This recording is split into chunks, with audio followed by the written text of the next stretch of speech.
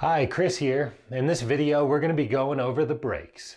These are the Tektro mechanical disc brakes on the Lectric XP. These are also found on lots of other bikes. All you're really going to need for this is this trusty little 5mm Allen P-wrench. I'll leave a link in the description below. So if your brakes are rubbing and you want to try to adjust them so that they're not making that little tink, tink, tink sound, this video is going to be super helpful. So quickly, just a little bit of terminology.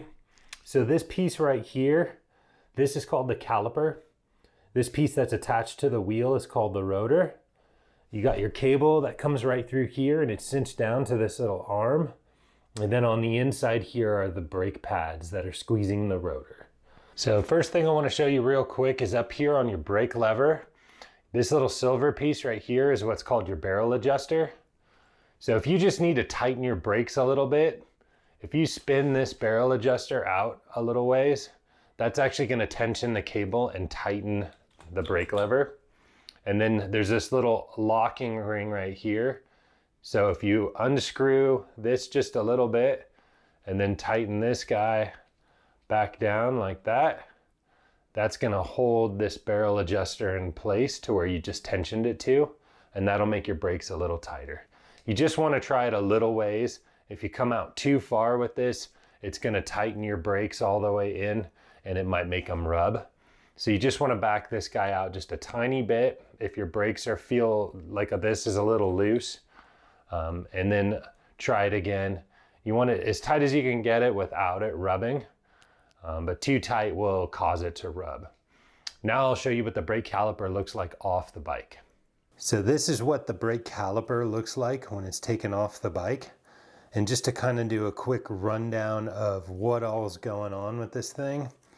So the bolts that are holding it to the bike are going through these oblong holes here. So while this is still on the bike, if you loosen those bolts a little bit, you can actually slide this entire caliper from side to side.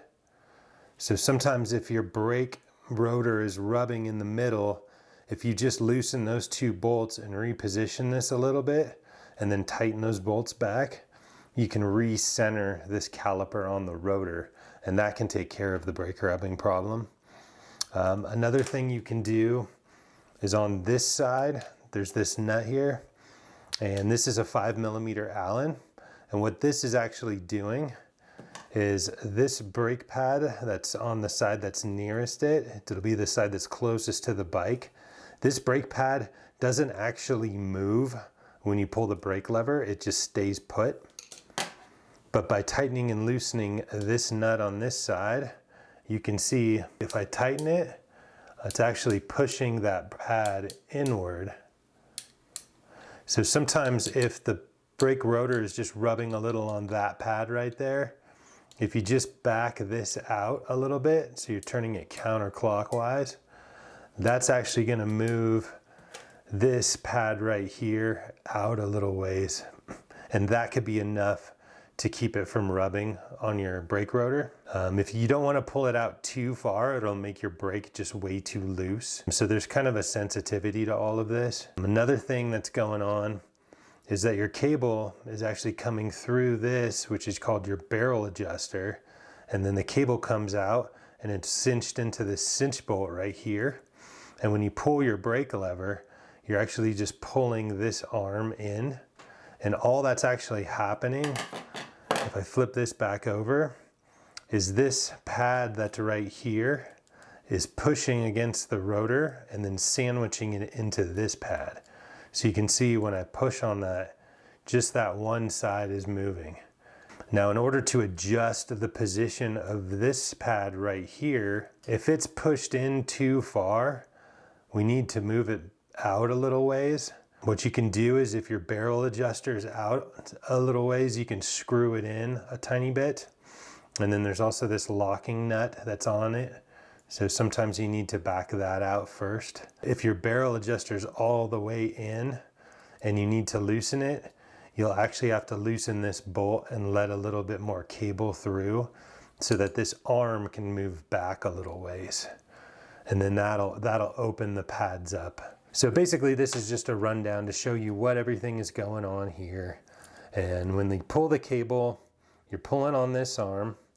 what that's doing is it's sandwiching this pad into the rotor into that pad, and then it stops your wheel. And sometimes as your brake pads wear down, you may need to tighten this, and it's got these nice clicks in it. So it's pretty easy to just go back a click or forward a click. So this right here is repositioning this pad. How tight your cable is actually repositions this pad. And then by loosening the bolts on the top and the bottom, you can reposition the entire caliper. So now I'll show you how to adjust it on the bike instead of obviously taking it off the bike. So let's head over to the bike. First, as always, when you're working on a bike, it's always good to have a bike stand. This is the Park Tool PCS, the one I use all the time. I'll put a link in the description below. Another quick thing to remember is you never want to work on the brakes right after you've ridden. So you only want to ever work on your brakes when the bike's been sitting for a while so that these rotors have time to cool down, because these can get super hot, and if you touch them right after riding, you can burn your fingers. So you'll see the caliper right here, rotor right there. Inside here are the pads, and when I pull on the brake lever, it's pulling this cable and this cinch bolt right here, and it's moving that arm. And as I showed before, that's only pushing this outside brake pad in, and it's sandwiching the rotor into this other pad. So if you're having some brake issues where you hear it kind of going tink, tink, tink, so I'm not sure if you can hear that on the mic, but kind of hear it doing some weird grinding now. So what I did was I just tensioned the cable really hard. So basically all that means is that the cable now has too much tension. And the easiest way to detension that is with the barrel adjuster, this little guy right here. So the first thing you want to do is look at your barrel adjuster, and you'll see right here, if it has some thread showing, then that means your barrel adjuster is really far out. And then you'll also see this little lock nut here. This can move independently of the actual barrel. So if it's way out like this, you can take and screw this barrel adjuster in. So I'm actually grabbing it from up here and screwing it in. And if it gets to a tension where I like it, you would stop and then tighten this lock nut down. And that lock nut will keep this in place. So by screwing this inward, I'm loosening the cable here, and that basically expanded the brake pads, and it took my little clicking noise away. And now I would want to grab the cable again, and if it feels pretty good at that stage and the brakes feel good and it's not rubbing, then you're all done. The other thing to kind of keep in mind is there's also on this back side here is that nut I was talking about. So if you run this through, if I turn this counterclockwise, I'm moving the brake pad that's on this side. So this brake pad that's on the side of the nut, I'm moving that out. And that's if I'm turning this counterclockwise, and it'll click into place. If I screw it in, I'm moving that same brake pad in towards the rotor. So I'm pushing it that way. This nut right here is going to move that brake pad in and out. This barrel adjuster that's right here, this can move this brake pad in and out. And then, as I showed before, there's these two nuts.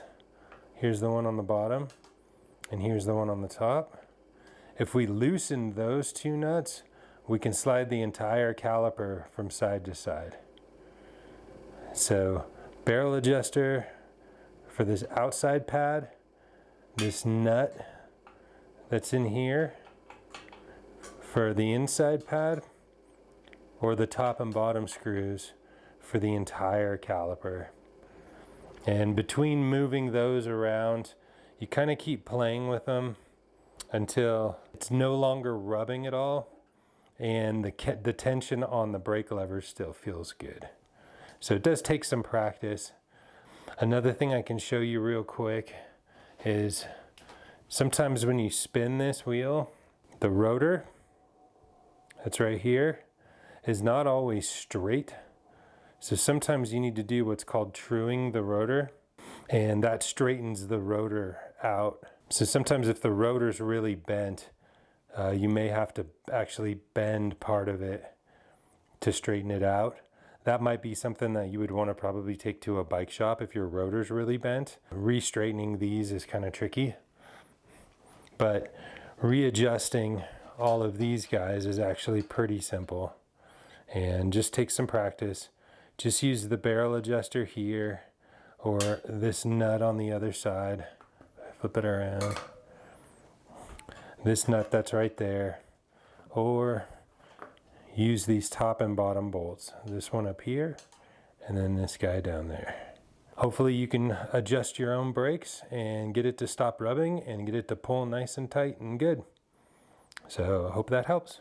Thanks for watching this video all about brakes. If you like it and find it helpful, please give it a thumbs up. That really helps the channel. If you're just interested in how you can replace your brake pads without having to remove your wheel, I'll leave a link in this video right up here. This will go over how you can just replace your brake pads and change them out all on your own. And then you can use this current video right here to readjust them. Thanks again, and I will see you in the next video.